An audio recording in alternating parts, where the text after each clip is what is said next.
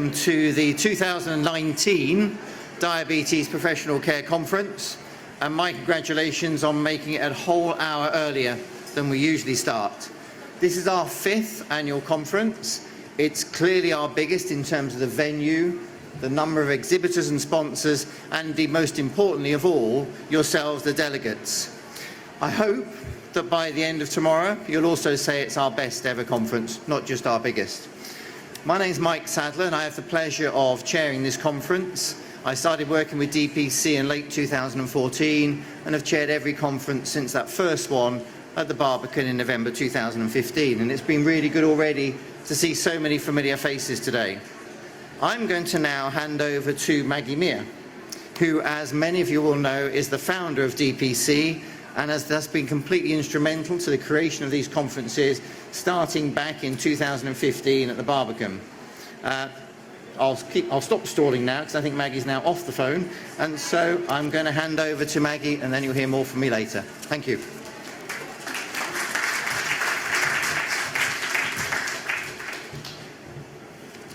Thank you, Mike. I'm really not very good at this sort of thing, so I've got like loads of notes that I'm probably going to mess up completely. Firstly, I'd like to say that I'm actually immensely proud to be stood here today announcing the start of DPC 2019. I'm proud because when we started the show back in 2015, our ambition was to provide free education to the NHS to improve quality of care for people with diabetes. Today and tomorrow we'll be welcoming probably a record-breaking 6,000 delegates. In response to this increased level of interest, we've graduated to the National Hall, which is one of the largest venues here at Olympia. So welcome to DPC 2019, our biggest so far. Do you mind if I have a drink? This year, we've got a series of 6 specialist clinics at the heart of the revamped programme, which bring together the entire diabetes multidisciplinary team.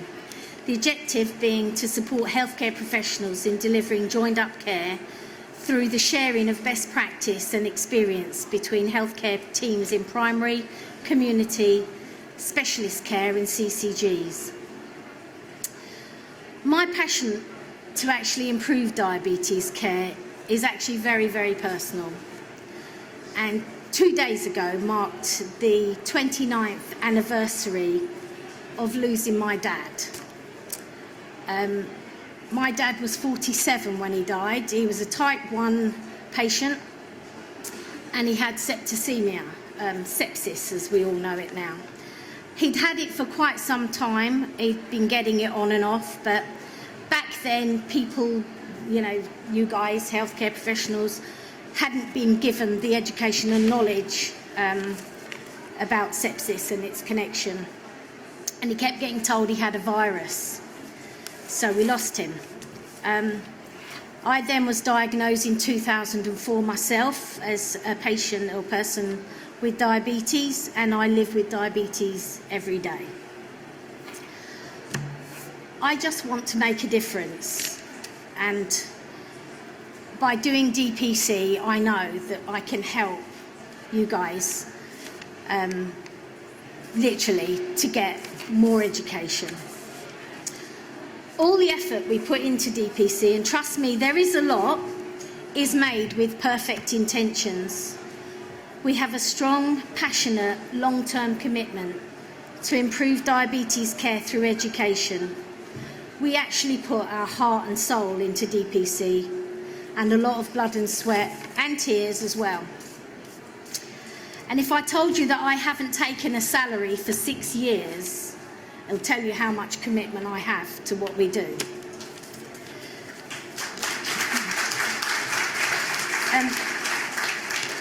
But I haven't done it on my own. And before I hand you over to other individuals, and again I need another drink, dry mouth. I think it's something to do with diabetes. So before I hand you, thank you, hand you over, I have to say thank you to a number of different people. One person is in fact this gentleman here, James Potter, who's made a huge difference this year to over 130 nurses who have been able to travel here today. I met James whilst I was on holiday in May, and very quickly we got into a discussion about food and diabetes. I wonder why. He is someone who has lived with type 1 diabetes for over 26 years and has suffered hugely at the wrong end of it. And he has given us a very generous donation for a travel bursary for the nurses that are coming from very far. So thank you, James. I also would like to say a very big thank you to Mike Sadler, who, since the very first ever Diabetes Professional Care, has been our conference chair. He's a brilliant conference chair and he helps us immensely. So thank you, Mike.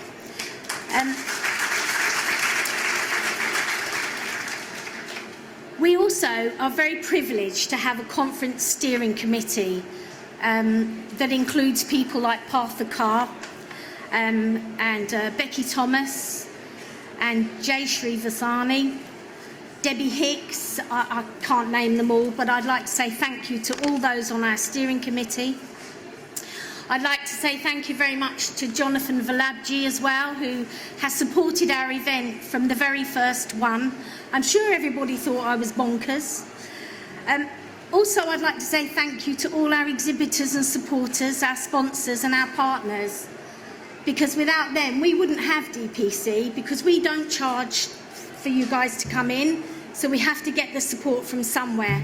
So the one thing I do ask is that you actually go onto the show floor and talk to these people and learn what they have to show you for your patients. I'd also like to say thank you, finally, to Toby Baker, who is the wind beneath my bingo wings, Beth, Emma, Jenny, Loretta, Julia, and all the people in my team that have made this possible. So have a brilliant conference, everybody. I'm going to hand you over to James now, and thank you. Thank you, Maggie, for the kind introduction. I'm James, as you mentioned. Diabetes dropped into my life with a huge bump, actually, when I was in Holland touring with the school band. I was a drummer. At the age of around 13, 14, which I can assure anyone, if you've got diabetes, your early teens is not a good time to get it.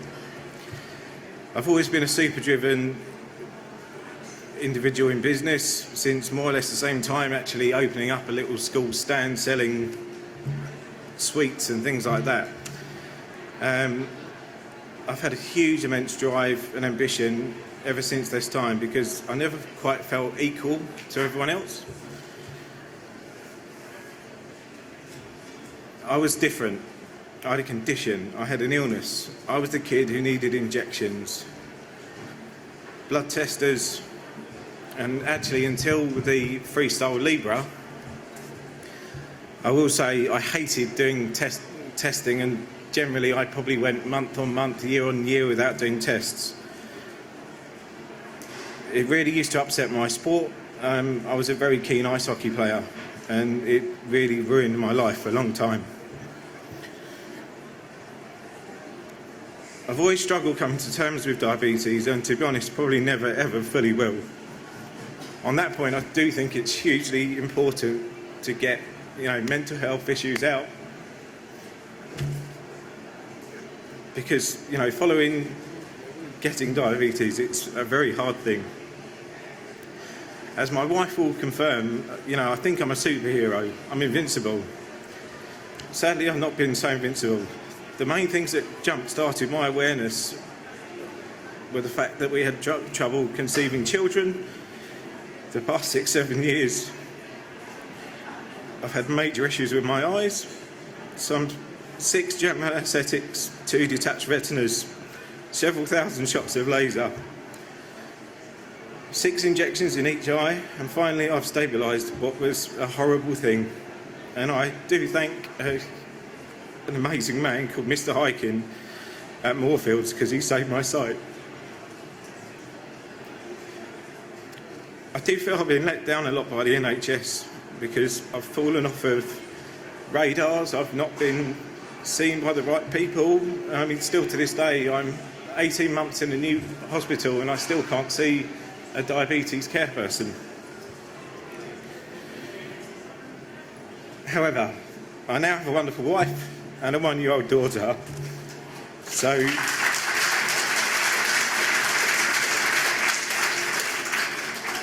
it gives me great pleasure to, sort my health out.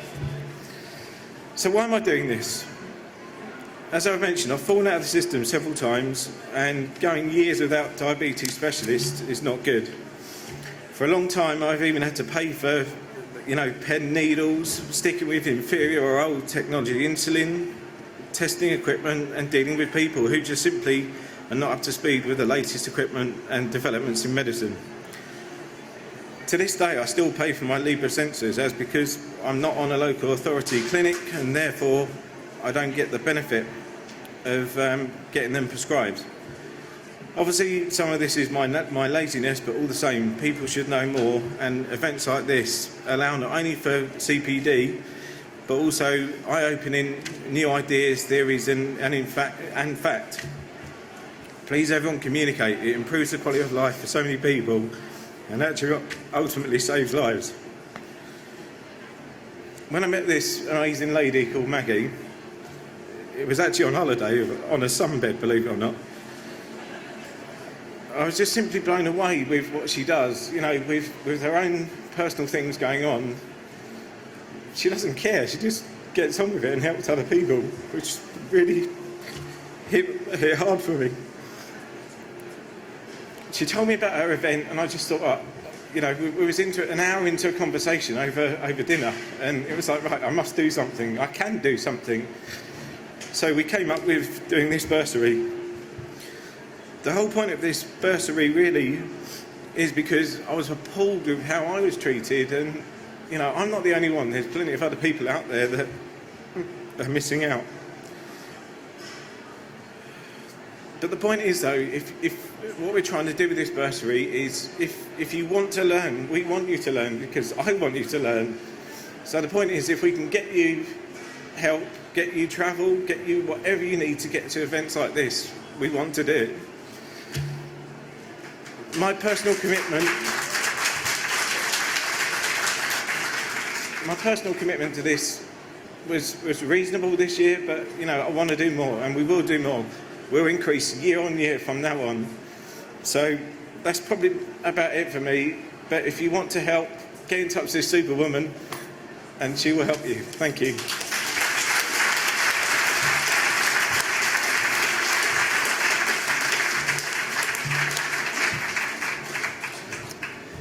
Thank you very much to both our inspiring speakers who've started the day, I think, on a perfect note. We'll see both of you later. Thank you again very much. And so now I'd like to come to our first keynote session.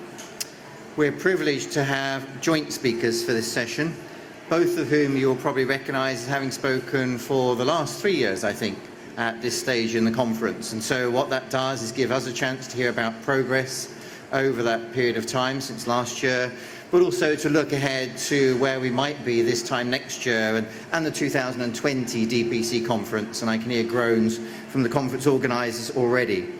So they're sharing the time, so I'll introduce both of them up front and then I'll hand over to Jonathan. So Professor Jonathan Lamptey is National Clinical Director for Obesity and Diabetes at NHS England. He's a consultant diabetologist at Imperial College Healthcare NHS Trust and Professor of Diabetes Practice at Imperial College London. As the National Clinical Director, he provides clinical leadership around a number of initiatives, including the NHS Diabetes Prevention Programme. And just to prove that I didn't just cut and paste my intro notes from last year into this year, I can tell you that he was awarded the OBE in the 2019 New Year's Honours List for his services to diabetes and obesity. Congratulations, Jonathan. The second speaker will be Parth, who's also tried to play that card, just to check if I saw. He's changed his title. He is now the Associate Specialty Advisor for Diabetes at NHS England.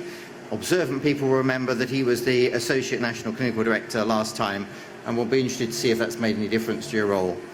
So Parth has been a consultant in diabetes and endocrinology at Portsmouth Hospital's NHS Trust since 2008. And when he was clinical director there, he led a multiple award-winning department, including the pioneering Super 6 model that I'm sure you've all heard of. He's an avid user of social media to engage with patients and has been recognised as a social media pioneer by the HSJ, recognised in the Guardian Healthcare Awards, and he has also led the NHS Right Care Diabetes Pathway, the GIRF, the Getting It Right First Time Pathway for Diabetes, and also led on Freestyle Libre being available on the NHS tariff. So we look forward to hearing from both of you. Jonathan, I think you're going to kick off.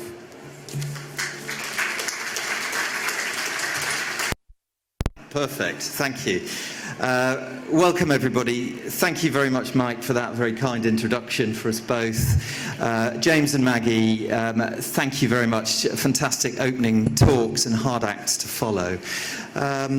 What Partha and I have done in the last few years is to try and update you with where we are with the NHS England diabetes programme, and we'll do exactly the same this time round. We're going to divvy up our various work streams and achievements to date, but between the two of us, I hope we'll be able to give you a fairly comprehensive picture of what is happening nationally in terms of the diabetes picture. I just want to check, is everyone able to hear in the far corners? Yeah, okay, good. I'm going to lean towards the microphone. So, it's been an interesting 5 years, really. We have done well, I think, in terms of keeping diabetes in the spotlight, and that's due to a number of partners that we work with and stakeholders and all of you out there really supporting the cause. Back in 2014, you might remember, in the lead up to the general election, we published the 5-year forward view, which actually placed diabetes in the spotlight. Back then it was only in terms of an ambition to be the first country in the world to establish and roll out across the country a national evidence-based type 2 diabetes prevention programme, the flagship NHS prevention piece of work. That was stated 5 years ago in that plan, and we began work on that within 6 months of publication, and last summer became the first country internationally to achieve that ambition.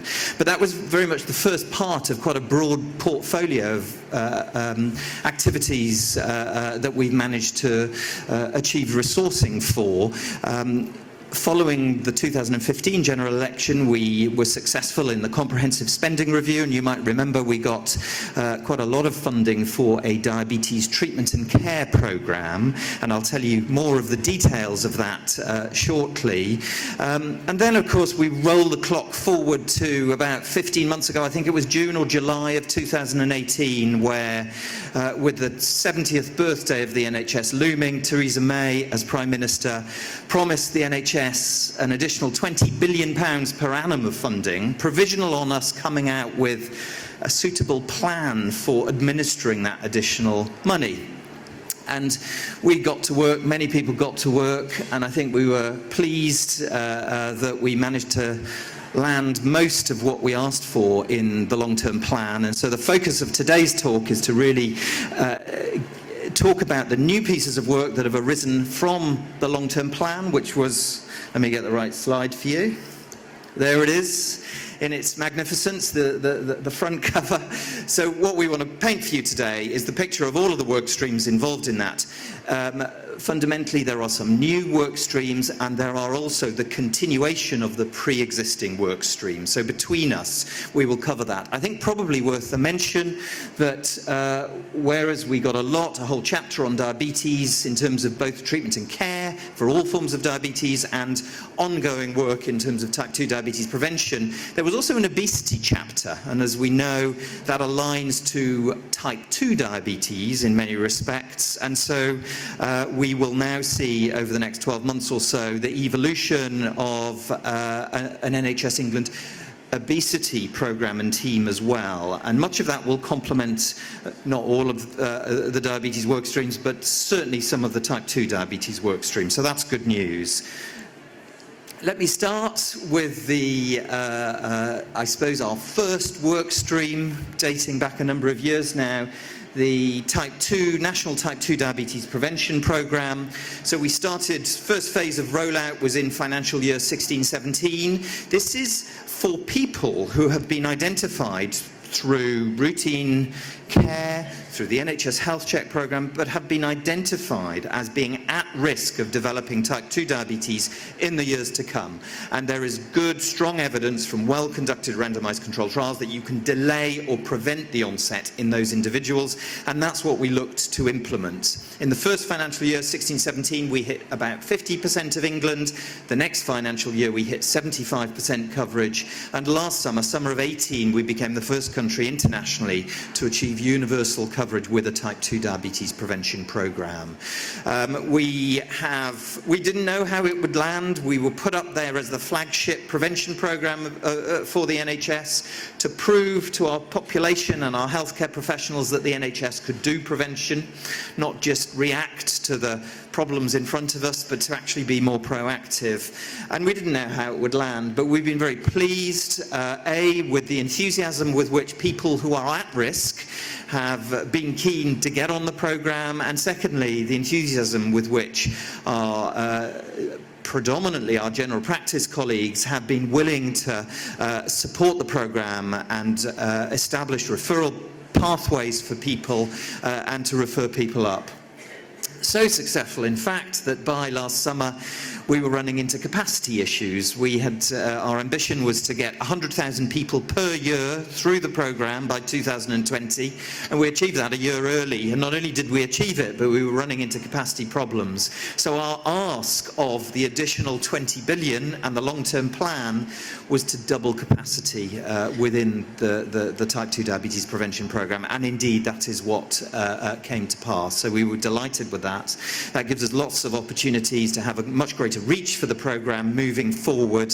Our initial data suggests that we're getting good initial attendance from right across society, good representation from South Asian, African, Caribbean, Middle Eastern populations that we know are at much higher risk, good representation from the most deprived sections of our society, and good representation from men, which is unusual in weight loss programs. So we're pleased with that so far. We've also just had our first paper on weight loss and HbA1c reduction accepted for publication in I think the highest impact diabetes journal internationally, in Diabetes Care, an American journal, so that'll come out in the next month or so. So things are going very well, so we're very pleased with that.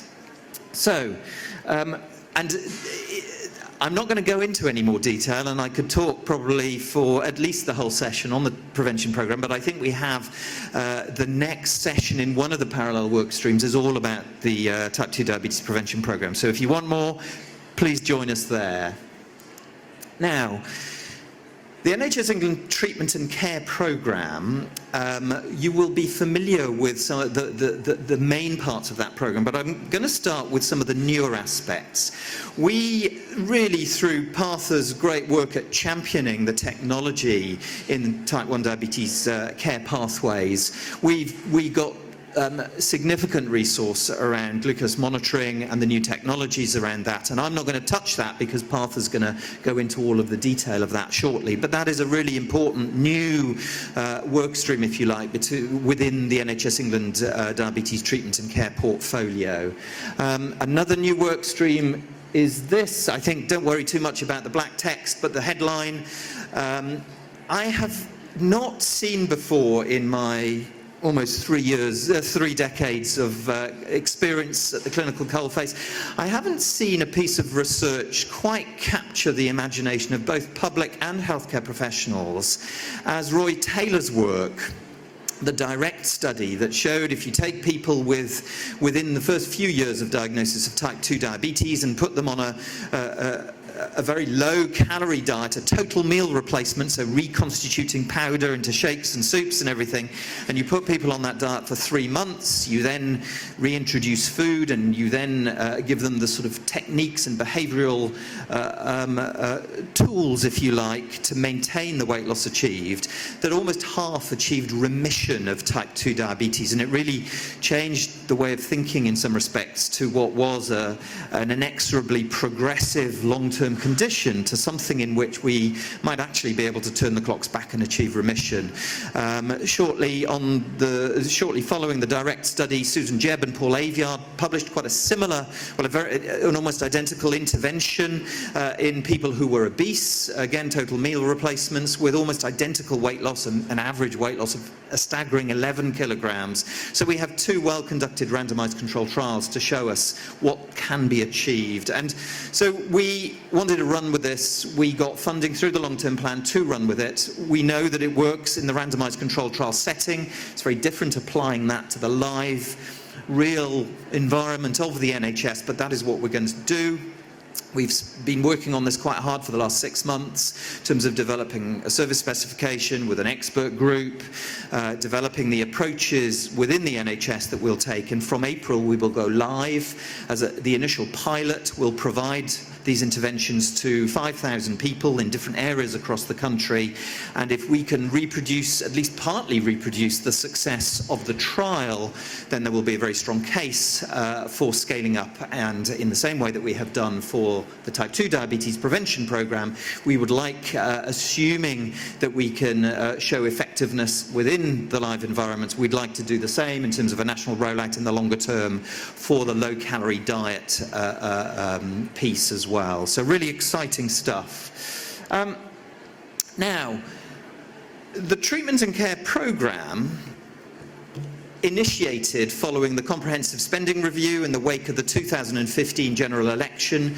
We were given, as many will recall, £40 million per annum for the first 2 years around 4 areas, really important areas of diabetes treatment and care.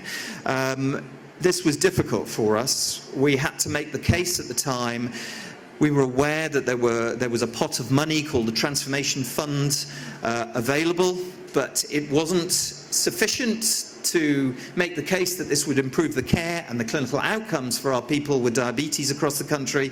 We also had to show that by pump priming and putting investment up front, we could actually potentially realise cost savings in the long term. And that's really difficult in healthcare. We talk about cost effectiveness, but cost saving is really challenging and elusive. But we successfully made the case in 4 different areas of diabetes care, and that was what that initial investment was for. Many will have heard Partha and I talking about this in years gone by, and will no doubt have been directly involved in many of the projects that we funded as a result. But the 4 areas were, number 1, empowerment of individuals.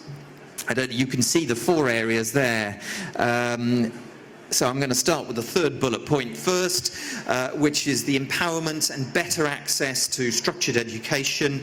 We put the case forward and successfully got funding for that over a 2-year period.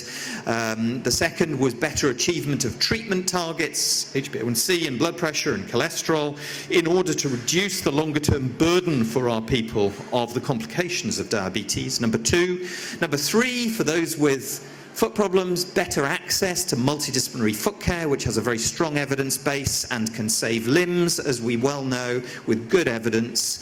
And number 4 was better access to support, in particular diabetes inpatient specialist nurse support for inpatients with diabetes, and a staggering 1 in 6 of all beds across the country is occupied by someone with diabetes. And we know without additional support, some of the longer lengths of stay realised, some of the higher complication rates, some of the higher readmission rates, all of that can be attenuated by better access to our specialist teams during the inpatient stay. And so those were the 4 areas we achieved funding. Partha and I and many others were a bit concerned that after the 2 years of funding, £80 million in total, that we might fall off a cliff edge, but we made the case strongly for the long-term plan, and that was successful, and so we didn't fall off any cliff face, and we have ongoing funding for those 4 work streams. To date, we have funded 180 different projects across the country. The deal was I mentioned cost savings. So as we realise some of those cost savings as the years go by, so the year-on-year investment will go down, but rather than fall off a cliff face at 2 years, we are now able to taper that over a 5 to 10 year period. Quite how we've had lots of thinking as to how best to manage that tapering. But what we'll do is for each of the areas of the country, every single one, even those that didn't get funding in the first tranche, we will allocate a fair share of the money that we have available going forward for these 4 areas. We will allocate them to the geographical footprints are now called sustainability and transformation partnerships, and there are 40 or so across the country. So each area will have its own little budget that won't just be for 1 year, it'll be for a number of years to allow longer term planning, and it'll be down to the local area how they want to divvy up their specific funding over those 4 to 5 years in terms of how they want to weight the funding, relatively speaking, for the 4 different areas. So that is how we will be moving forward henceforth. There's some text on what I've just said, but the final area of treatment and care that I think we all agree is very important is mental health within diabetes. There are challenges both in terms of the common mental health conditions, depression and anxiety, but also in terms of severe mental illness. We know that there is an excessive burden of diabetes in people with severe mental illness, with a 2 to 3 times greater risk of developing type 2 diabetes, and we have to ensure equity of access and that we're doing our best for all of these people, irrespective of whether they're suffering from concurrent common depression, anxiety type issues, or the more severe end of the spectrum. Our specific work streams at the moment, funded via the long-term plan, involve IAPT, which stands for Improved Access to Psychological Therapies for things like depression and anxiety. There's been a big investment at NHS England right across the country, not specifically within diabetes, but there is a whole tranche of funding just for the support of people with long-term conditions. And the area that has, I gather, attracted the most resource to date is diabetes, so we're all pleased about that. So that's an important area. And we've also secured funding for a couple of pilots for a really challenging, difficult area of type 1 diabetes, and that is classically in people between the ages of 15 and 30, but we know it spans all age groups actually. This phenomenon of insulin emission as a means to achieve weight loss, so the combination of type 1 diabetes and disordered eating with emission of insulin as a means of achieving rapid weight loss is phenomenally difficult for individuals and their families, and phenomenally difficult for healthcare professionals to deal with. And while we've achieved multidisciplinary working across most areas in diabetes, we have not succeeded very well to marry up mental health care with the physical health care aspects of diabetes, and you know, that is what we're looking to achieve. We funded 2 pilots in this area because the evidence of what works is not clear right now, one in London and one on the South Coast, so watch this space. And finally, my bit, we have a digital work stream. Now, Partha's going to go into some detail in some aspects here, but just the headlines. The type 2 diabetes prevention program, we always said it would be evidence-based. The evidence when we set out was all stacked up towards group-based face-to-face sessions. But what we're seeing is poorer access for younger people, because if you're at work, it's more difficult to get to group-based sessions. And we've started some digital pilots a couple of years ago, so that a digital platform or an app is the means of delivery of digital prevention of type 2 diabetes prevention. And our provisional data shows a lovely left shift in the age distribution, so younger people getting access, whereas before, very challenging if you're working full-time to get to the face-to-face session. So that's successful so far. We've appointed new providers on our framework for the diabetes prevention program, and each is partnered with a digital provider as well. So you're going to see more in this space of digital modes of delivery of type 2 diabetes prevention. Again, more detail in the session following this.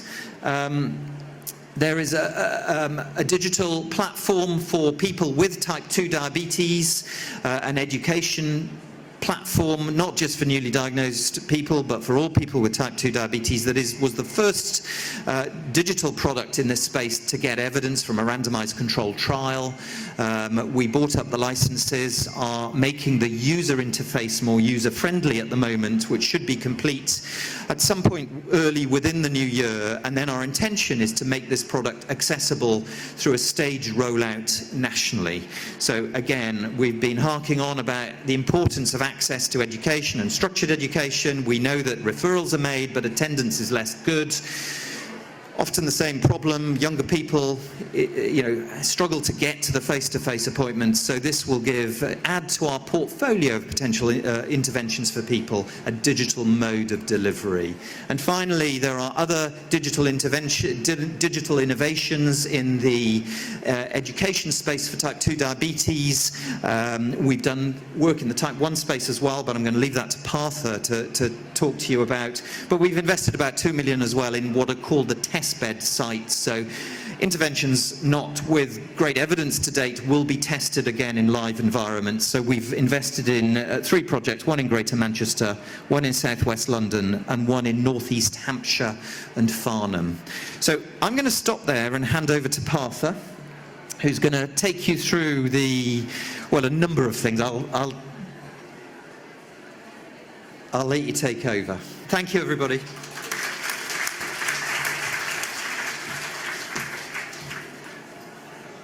Good morning. Come on, man, you've got to be awake. You come to a conference to spread good practice, be among friends. Try it again. Good morning. It's much better. Excellent. Good. My name is Partha.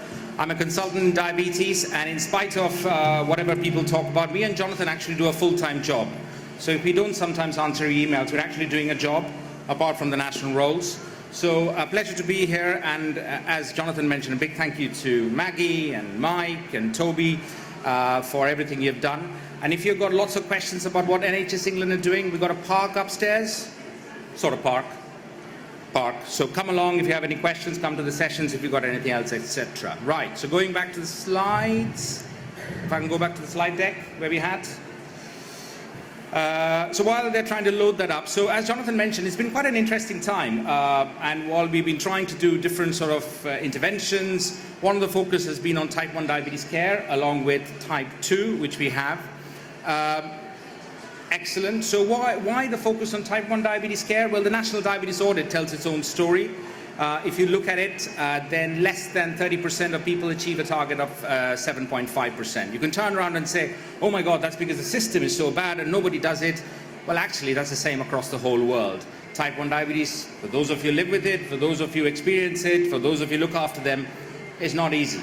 Well, neither is type 2 diabetes, but that's the figures that we have. So where do we go? So we started off by building a web resource, and it was built by people living with type 1 diabetes. Simple premise: when you're diagnosed with type 1 diabetes, rather than going to Google, can we go to a place where you've got lots of the information already available? So this was built with NHS Digital, and it's been quite popular, and it's got lots of information in there. So if you've got somebody who's got type 1 diabetes, newly diagnosed or otherwise, please use this particular web tool. It's there, it's under NHS Choices, it's got carbohydrate counting courses, it's got information about technology, all sorts of stuff.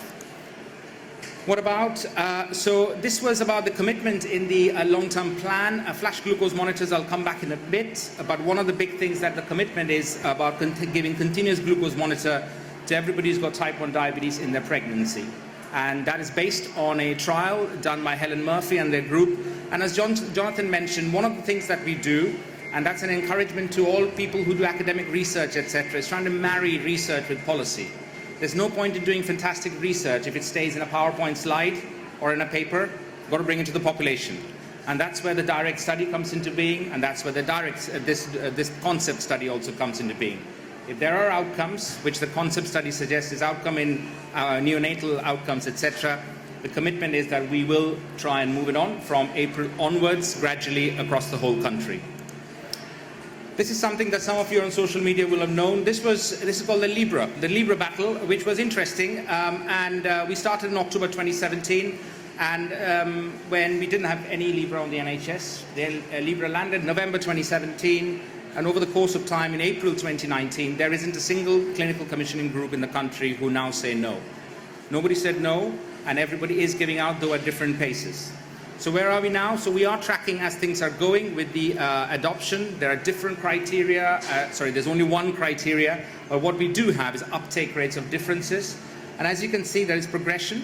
You can see the darker reds changing. We've got more areas which are now adapting it, giving it, and there are some areas which are giving it quite rapidly out there. So there is that which is going on. In conjunction with all other people, we've done a lot of work on technology, and that's to show that because there's so much technology coming around, how do you give people advice what technology fits with what people? And that's where we are. So this particular piece of work was done with Diabetes UK, Diabetes Technology Network, etc.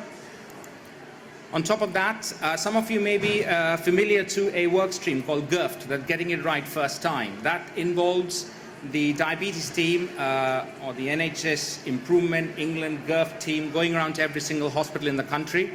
We have done 90 so far. There's only another 50 or so to go. And we talk about variations in the country of care. And this is particular bits that we look at. What do we do? That's what we've done. We look at 3 particular areas: inpatient care, hospital foot care, and type 1 diabetes. And the idea is to look at differing outcomes and see what we can do to encourage care. Some key themes which will come out with the report, hopefully out next year, January: identification of diabetes patients on admission. So you would have thought that if you had diabetes and came into hospital, that most people will know you've been admitted. Wrong. About 40% of trusts have no idea when you get admitted. How do they get known to the diabetes team? By pure luck. Okay? That is not an acceptable place to be in. Transition services from pediatric to adults, you would have thought every hospital has it, should have it. No, they don't. They just don't. Some people after pediatrics just goes into the ether. That can't be right in a particular country. So here are some examples of what we try to do. I'm not going to go into too much detail, but you can see this is maps where we look at length of stay of people with diabetes. This bit is the surgical wards. This bit is the medical wards. You can see the difference between the two trusts as far as the length of stay goes, right? And looking at that, you're thinking, oh, maybe they're 2 different parts of the country. The distance between those 2 trusts are 3.3 miles. Miles. That's all. Very similar sized hospitals. And the question we have to ask, why can there be so much difference in play? Here is the example of people on pumps by trust. So pumps, or access to it, are not blocked by CCGs. So that's a myth which has to stop. It's a nice TA, technology appraisal, and there is no CCG who goes around and say, no, you can't have a pump. But this is the state of play in pumps in one country. And I can categorically tell you, a lot of it is down to healthcare professionals. Categorically, I'm very happy to stand by it, 120%. I've been to places where people are not aware that pumps have been approved by NICE. Okay? That was approved by NICE 10 years ago. We have to expose that. We have to challenge that. We have to change that. So CCGs become a very convenient battering ram. And those of you know, I have challenged CCGs where it's due with the Freestyle Libre. The important point to mention is that the majority of CCGs actually were very, very cooperative and helped us achieve this. But in this particular instance, it is not the clinical commissioning groups, it's not NHS England, it is absolutely down to healthcare professionals in places. And unfortunately, very few of them are here today. You are here because you're interested, you are here because you want to change care. The point that I always make is that you need to go out and tell them. And the point I always make, either learn up, either train up, or give your type 1 diabetes patient to somebody else who cares and has got the time to train themselves. This is not all about resource either. Here we go. Identify patients on admission. You can see how many people have no idea. No idea patients come in. It's just based on pure luck. Guess what happens in those trusts? You've got longer length of stay and you've got more errors. That is not even a surprise, is it? That's what we're going to tackle next year. So what else? A few other things to mention. We've got some virtual reality trials going on, and that's all about safety. That's part of the work we have done with ABPI, with industry, and they have funded to help us create these tools whereby you put the virtual reality kits on and you're in the middle of a ward and you can see what happens if you don't give a patient their food or their insulin, and you go through it and you try and treat them and you identify them. So that's being trialed with our junior doctor colleagues in Southampton and Portsmouth. We've got e-diabetes passports, so looking at ways, new ways. So some of you may be aware of the insulin passports that came out a few years ago. We're trying to do that in a more electronic version. Insulin titration apps, that's been tried in Gateshead with CCGs over there working with local GP groups to try and see whether it works. Frailty, David Strain is probably in the audience here. So David did some fantastic work with us and the BMA GP group. And as I keep on saying, in the world of diabetes, it is not about achieving a target. We are in the business of making people better, not immortal. You've got more people coming in with hypoglycemia when you're frail and elderly, and that's because of mad chase of targets. So what we're trying to do is help our primary care colleagues to say that you don't lose the money by trying to get to or relaxing a target. Please note, it is not labeled as frail elderly. It's frail. You can be frail at 62 and incredibly fit at 88. And I think that's a very important distinction to make. Nice discussion is ongoing about type 1 and type 2 diabetes review. We have, as an NHS England, we support that. We know it's due and they are looking into it. So we have to wait for their work to be complete before we make any changes. And we have worked with the Leicester group as well to make sure we do some type 2 diabetes education in the ethnic population as well. So not everything is designed towards a particular set of the population, that we are aware of diversity in our population. So I'm going to briefly and finish up with these things. Language matters is a big thing. Now, this has been a week of, last week has been very interesting in the world of language matters. Paul Hollywood, I actually didn't know who the heck Paul Hollywood was, honestly, till I was pointed out that he's a very famous baker. So he said a few things, and I think people have responded to it. I think it's just about, it's that divide between what is political correctness, what is becoming what is called as a Nazi of grammar, but also being aware of what people with diabetes go through sometimes. Okay, so I think it's just being, so I always use a quote, which is to say, just be nice to people whose lives you don't live. So I've had criticism for that, saying that being nice is not enough. You have to feel. And it's like, that's fine, but any relationship builds on the basic premise of being nice. You know, just be nice to each other, be kind. It doesn't take that long. So what else next up? I just mentioned a few things. I'm just going to mention about the procurement, because there's a lot of discussion going on in procurement with the GERFT hat on. Because, for example, you go to places where there's no choice of pumps, right? You go to one place and there's only one pump. Well, that makes no sense. Everybody's got to have every pump on the market, right?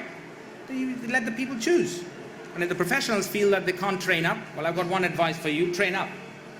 That's not that tricky. In our world, it's called continuous professional development, right? So we are mulling over the idea of making that mandatory, that every specialist center needs to be showing that they can train up. We have spent years telling what primary care doesn't do well. Take a step back, look at the National Diabetes Audit. Primary care do very good work in type 2 diabetes. Nearly 70% of type 2 diabetes patients get to an HbA1c less than 7.5%. I would challenge anybody to show another nation where primary care achieves that. Specialists, and that includes me, need to up their game in type 1 diabetes a lot. And I think that's what will come out from the report as well. So finally, you know these things we did? Comic books, just to show a different way of working, you know, about raising awareness. Those of you know me, I love comic books. We did one comic book which is about diagnosis. We did one which is about ketoacidosis. First one clearly was Marvel. Second one, Attack of the Ketones, a bit of Star Wars. So we're going to do a third one, which is going to come out next year. So we just got a sort of sneak peek. It's going to look like that. A bit of James Bond riff on it. And it's going to be targeting the whole language matters thing. It's conveniently called Stigma. But I think the whole point is to use different mediums and talk to people and make people aware of what and what we're not doing. So that, I think, is about it. But that's all. And I say for now, because me and Jonathan have come back, and which is good news for some, bad news for some.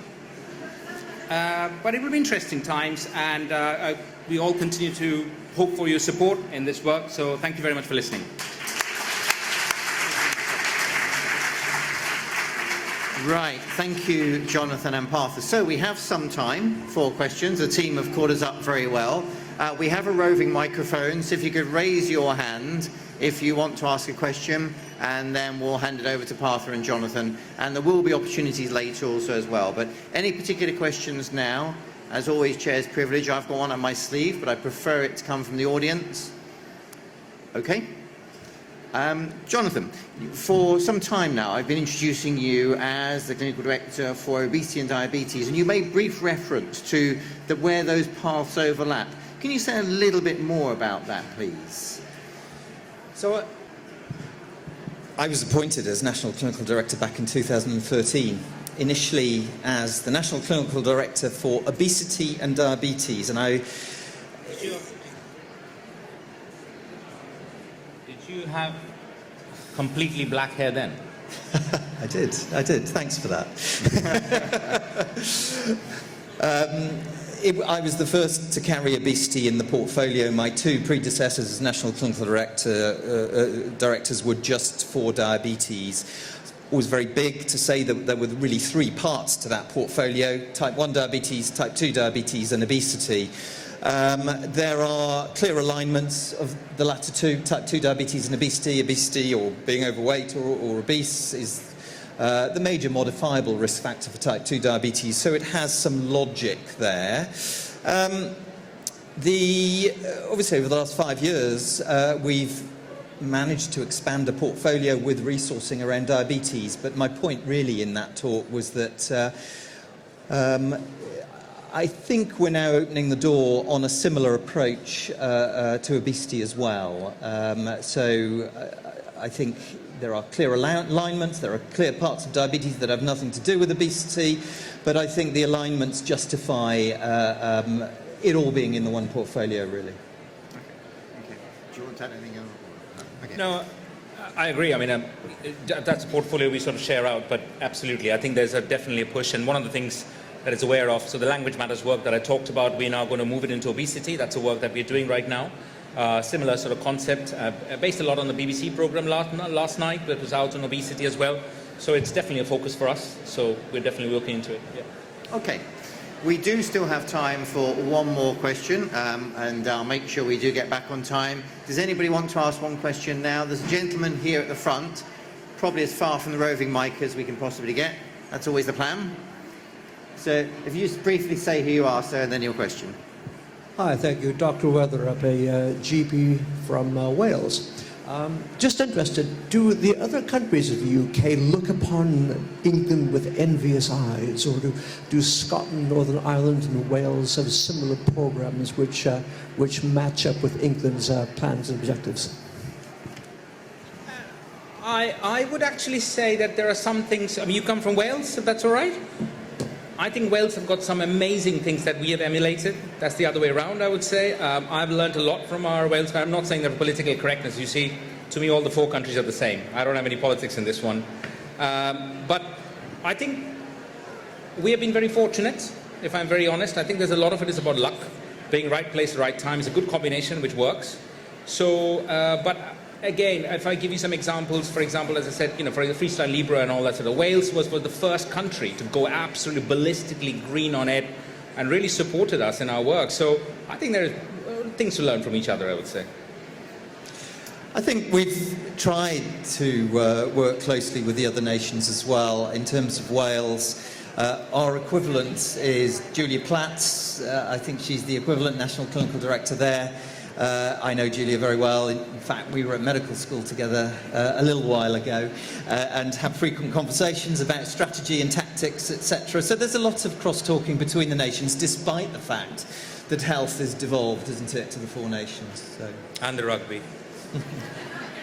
Okay, I'm going to bring that session to halt. Please note there is a panel this afternoon back in here at which Jonathan and Partha and Debbie and Dinesh will be taking questions. So it's on a sort of question time basis. So please do continue to think of any questions you might have, and then let's make that panel a very interactive session. Second thing to say, you mentioned Roy Taylor. This time tomorrow, Roy Taylor is doing the keynote in here, so worth getting up early for, because at 9:10 he'll be speaking. And the third thing to say, we now have a changeover. The next session in here is going to be a debate, which is to say, when two drugs in the same class are appropriate, we must choose the lowest cost acquisition option. That debate's going to have David Strain and Kevin Fernando, and that'll start in 10 minutes in this theatre. Thank you very much for listening. Thank you.